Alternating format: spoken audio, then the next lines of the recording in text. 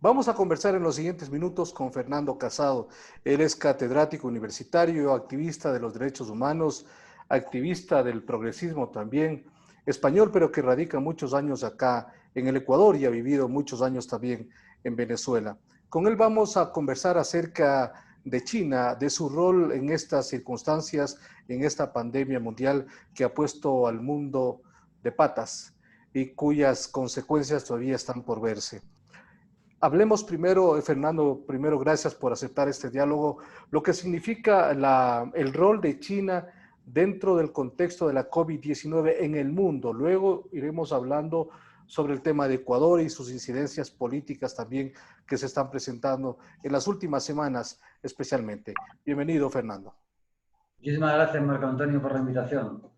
Bueno, pues yo creo que la relación entre China y Ecuador pues es una relación bastante amplia, compleja, profunda.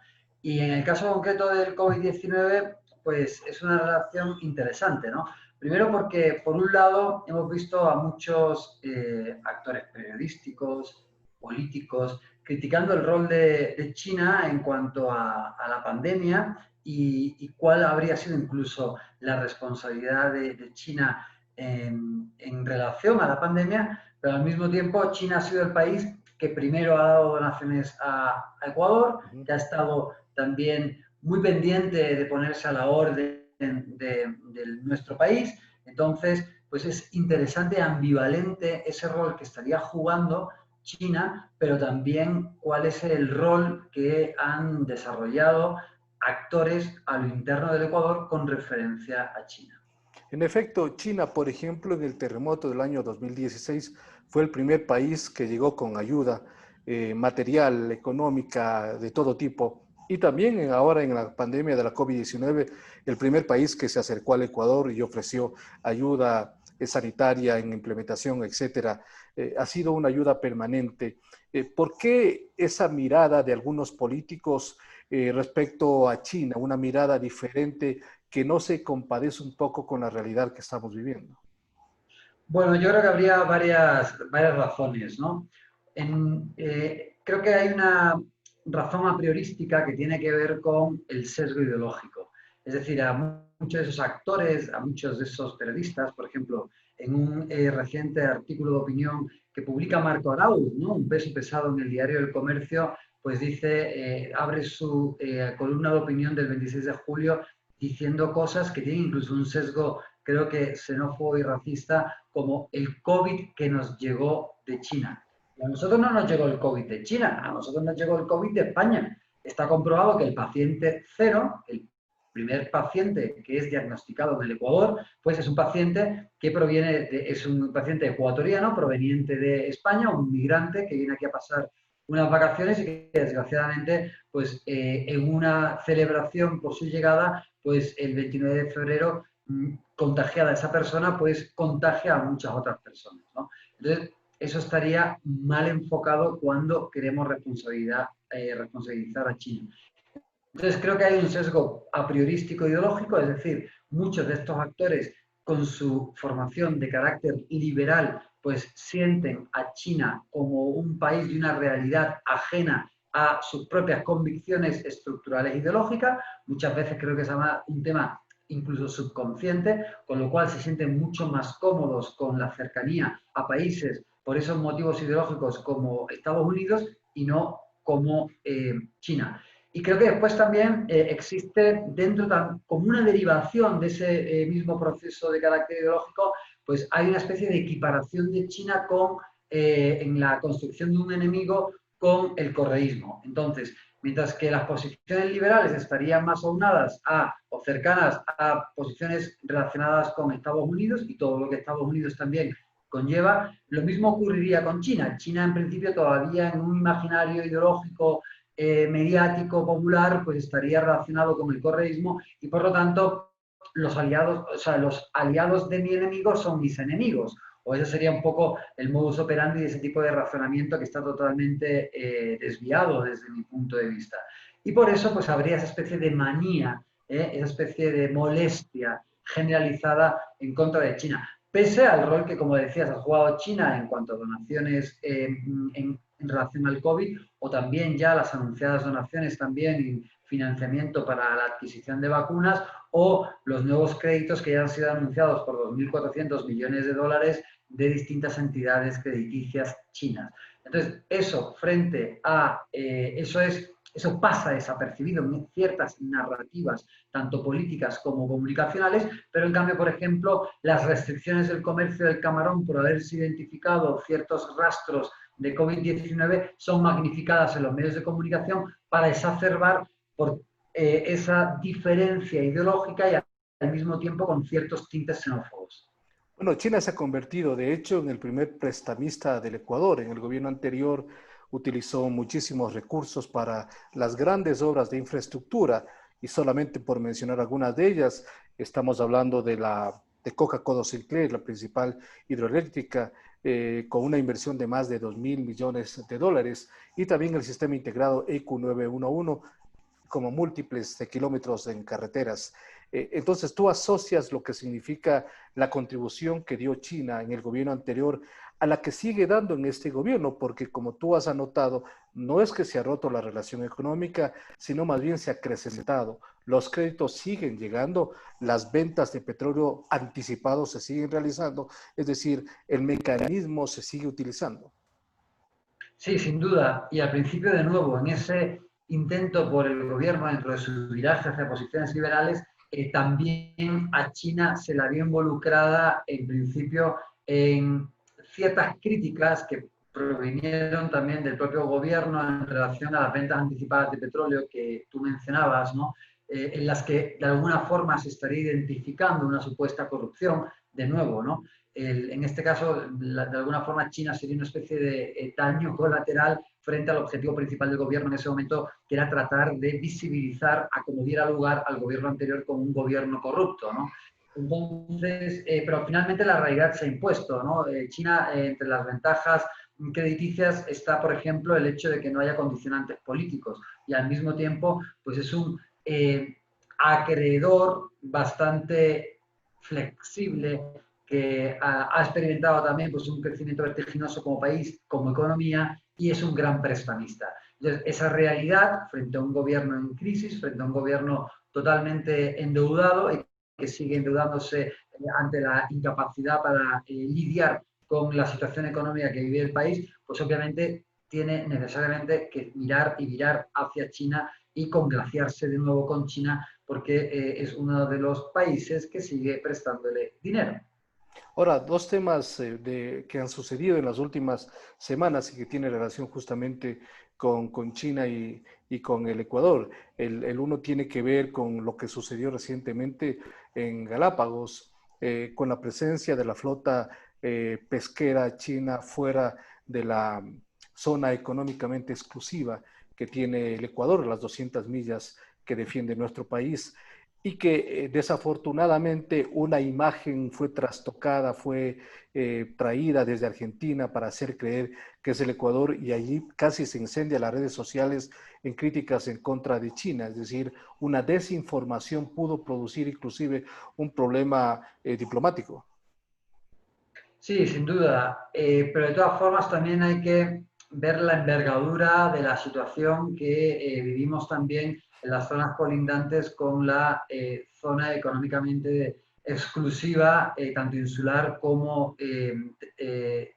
continental, y ese corredor que queda en medio, que sería una zona de un altísimo valor ecológico y que estas flotas esquilman sin ningún tipo de miramientos. Y esto pues es un problema. Sin duda también hay que tener cuidado con cómo se incendian los ánimos, porque obviamente el mundo de la posverdad en el que nos encontramos, de las fake news, pues muchas veces pues puede dar lugar a malos entendidos, puede dar lugar a una exaltación de los ánimos que derive de nuevo en otros problemas, como por ejemplo, me gusta siempre resaltarlo cuando hablamos de el extranjero, el otro, de la xenofobia, ¿no? Que sí se tiene con los chinos, pero no se tiene con los estadounidenses o con los occidentales en términos generalizados, ¿no? Entonces, por un lado, creo que hay que aclarar que lo que está ocurriendo con esta flota pues es un auténtico desastre y que sin duda, como algunos actores también ecuatorianos ya han puesto manifiesto, es perentorio que se concrete en marco de las Naciones Unidas un tratado internacional que pueda dar lugar a la extensión de la protección de las zonas ecológicamente sensibles más allá de las 200 millas náuticas como está establecido actualmente de acuerdo al derecho internacional público, y que sin duda lo que está ocurriendo pues, tiene que ver con cómo actualmente el modelo de sobreexplotación de los recursos ecológicos en países como especialmente grandes potencias como China, pues da lugar a que las consecuencias sean devastadoras en otros países como por ejemplo el Ecuador, ¿no?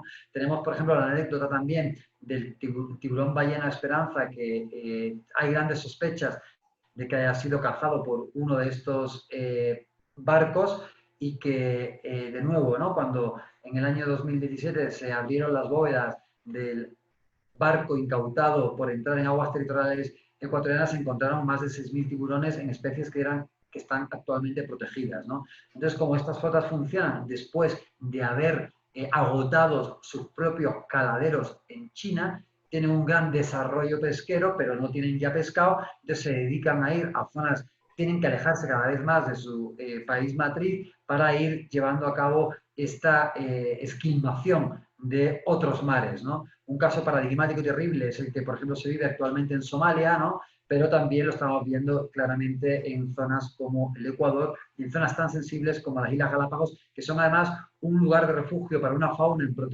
protegida a nivel mundial, no solamente en un contexto nacional o regional, ¿no? También, y con esto acabo, me resultaba muy casi que irónicamente sarcástico el hecho de que, por ejemplo, el presidente Lenín Moreno hablaba de que habría que poner mecanismos regionales en funcionamiento para la protección de estas zonas ecológicamente sensibles, ¿no? Y él mismo ha sido el encargado de haber desmantelado la UNASUR, que habría sido un foro extremadamente adecuado en este momento para proteger estas zonas ecológicamente sensibles. Y un poco más allá acaban de nombrar a dos representantes, entre comillas, de la sociedad civil. Uno de ellos, político de trayectoria, aliado de Yamil Maguad, y que prácticamente tiene muchísimos intereses en Galápagos, muchísimos negocios en Galápagos, como es Roque Sevilla, y también Yolanda Cacabace, que es representante de organismos ecológicos del mundo. Es decir, como dice, normalmente se dice el ratón cuidando al queso. Sí, sin duda, ¿no? O el lobo a las ovejas. Claro, bueno, aquí no hay trigo limpio, ¿no? Ya sabemos también que existe un reparto generalizado de las funciones del espacio de lo público, y que han dado lugar a terribles escándalos en las últimas semanas, con lo cual cualquier tipo de decisión que se tomara por parte del actual gobierno pues siempre dejaría mucho que desear, ¿no? Y esto que estás relatando pues es otro ejemplo de cómo al final se instrumentaliza la protección del medio ambiente en aras de, a veces, intereses espurios, particulares e individuales, que no deberían de mancillar este tipo de acciones tan importantes como es la protección de la fauna en peligro protegida del Ecuador. Yendo un poco más y tratando todavía el tema de China, la relación con los Estados Unidos y la geopolítica, muchos están hablando ya de una guerra fría entre Estados Unidos y China, que partió desde el tema comercial con la imposición de aranceles de Estados Unidos, luego su respuesta de China, hasta luego la presentación de la COVID-19, acusar directamente a Estados Unidos, a China de ser el causante, y ahora hasta el campo diplomático con el cierre bilateral de consulados.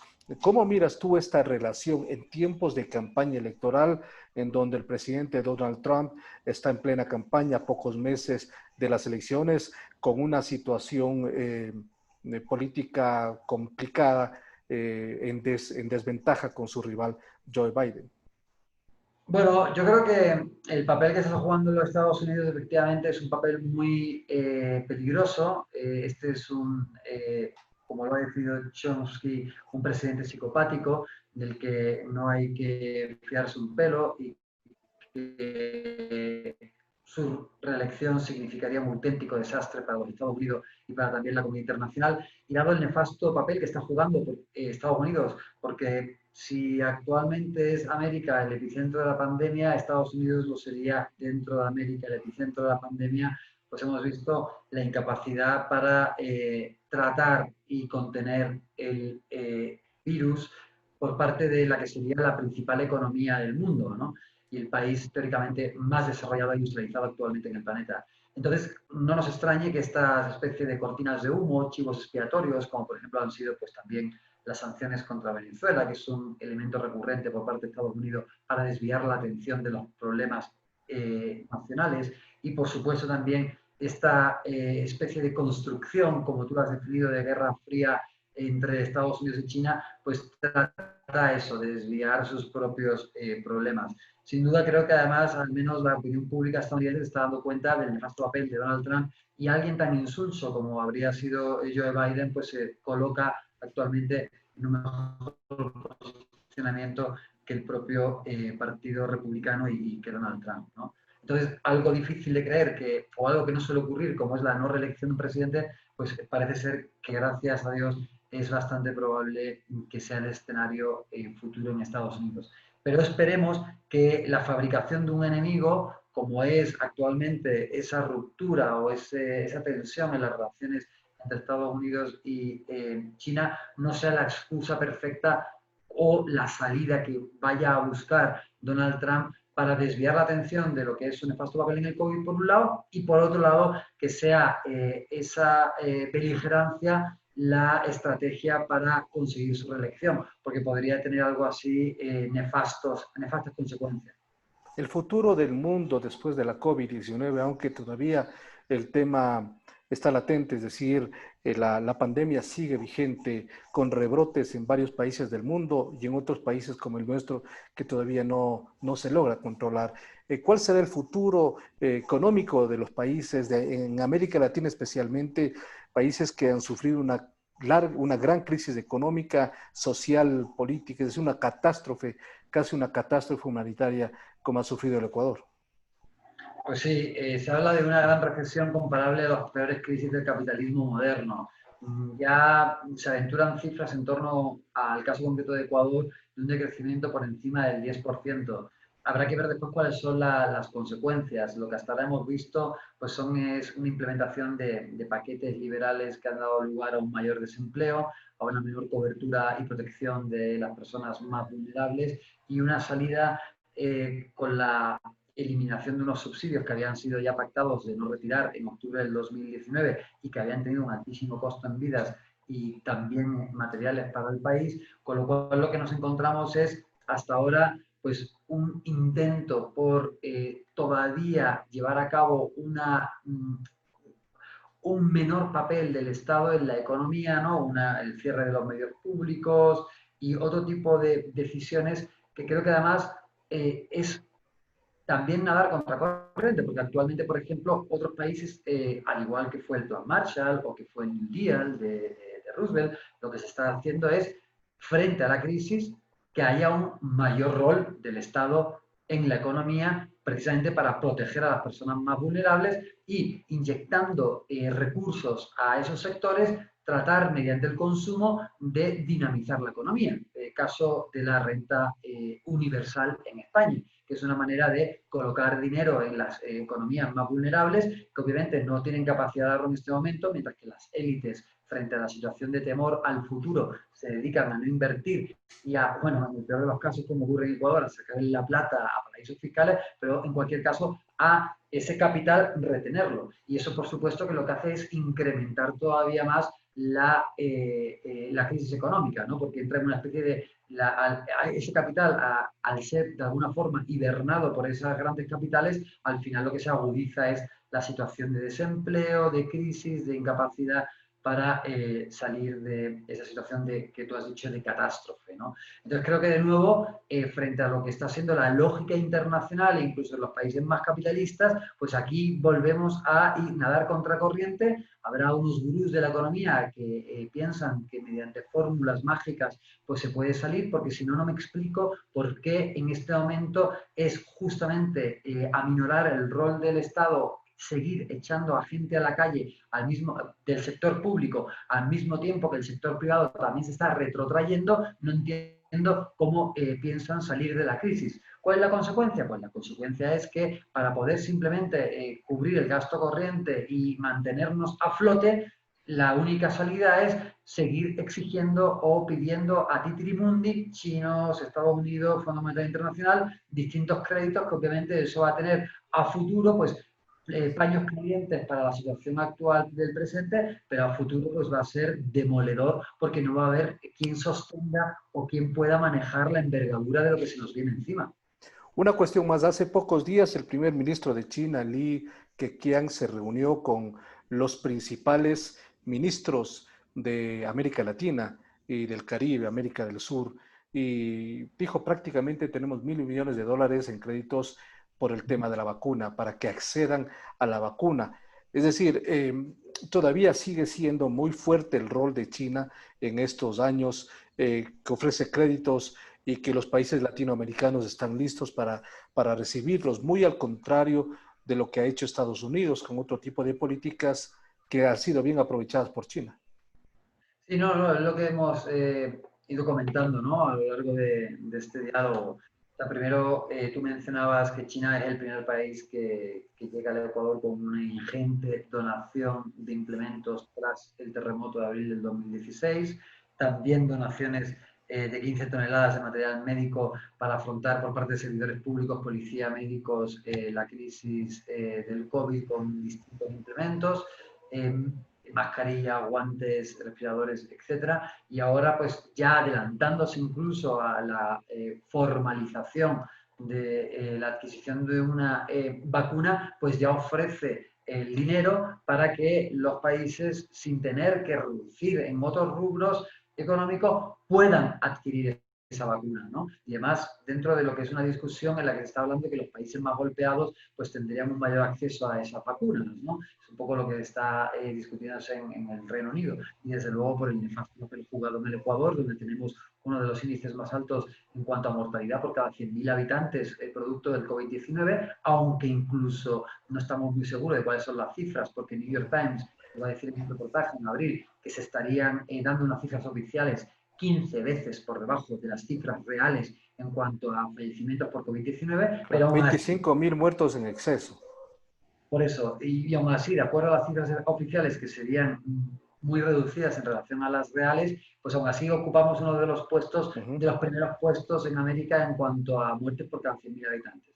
Bien, entonces de nuevo China pues está jugando un papel pues bastante inteligente, ¿no? China lo que quiere es seguir posicionándose en el continente, pese a que haya pasado la ola de los gobiernos progresistas y pese a que exista esa especie de prejuicio ideológico en contra de China, pero la realidad se impone. Y si tu principal aliado pues no está tan atento como podría ser China, pues al final China va a seguir marcando la pauta de esas relaciones bilaterales comerciales en otros aspectos, ¿no? Porque también tampoco hay que ser naif, ¿no? O sea, no es que sea un país filantrópico China. China tiene muy claro cuáles son sus intereses, quiere seguir ahondando en la relación con su cuenca del Pacífico, ¿no? La estrategia de la franja y la ruta, que ellos tienen muy bien diseñada económicamente, y este tipo de pasos y de gestos pues son una manera de seguir profundizando, no solo para tener una simpatía ante la opinión pública y los gobiernos, sino para que los negocios sigan fluyendo con regularidad con China en bienes de consumo, de capital para industria o vehículos, que son los principales rubros que en estos momentos pues China provee a países como el Ecuador. Finalmente, Fernando, ¿China será eje en la campaña electoral ecuatoriana? Bueno, yo no lo creo, no creo que vayan por ahí los tiros, ¿no? Hay algunos tarados mentales que se las dan de políticos que le han dicho algunas estupideces que constituyen no ya xenofobia, sino clarísimo delitos de odio, diciendo que van a poner ahí un murciélago en una bandera y brutalidades diciendo que van a poner bases militares en tal y cual país, ¿no? Pero aparte de estas anécdotas de mal gusto, yo creo que China, como es también su papel, ¿no? Su papel es pasar desapercibida y hacer sus negocios, ¿no? Es decir, China pues tampoco se casó con nadie. China en ningún momento ha expresado ninguna disconformidad con la persecución clarísima que ha sufrido el correísmo. A China le da un poco igual si aquí se reduce el rol o no del Estado y si la mortandad se incrementa por la mayor vulnerabilidad del sistema de salud. China lo que quiere es seguir vendiendo. China, pues, por supuesto, dentro de esa estrategia, pues tiene gestos, como hemos hablado, de las facilidades crediticias para adquisición de vacunas, donaciones de implementos médicos, también de tiendas, bueno, de otro tipo de insumos después del terremoto. Eso lo va a seguir haciendo China. Pero creo que tener un perfil bajo en lo político es la estrategia que ha llevado a cabo China. Fíjate que al principio, aunque se intentó desarrollar toda una radical campaña de acoso y de derribo contra las ventas anticipadas de petróleo, de nuevo se impuso la realidad económica y aquello, sin pena ni gloria, desapareció de la agenda mediática y política del Ecuador. Entonces yo diría que no va a jugar un rol preponderante. Muy bien, Fernando, te agradezco mucho por atendernos en esta oportunidad. Marco Antonio, un placer hablar contigo. Un abrazo fuerte. Gracias, muy gentil, Fernando. Fernando Casado, catedrático universitario, activista, nos acompañó en esta oportunidad para dialogar acerca de China en el contexto de la COVID-19 en el Ecuador, en algunos países de América Latina y del mundo.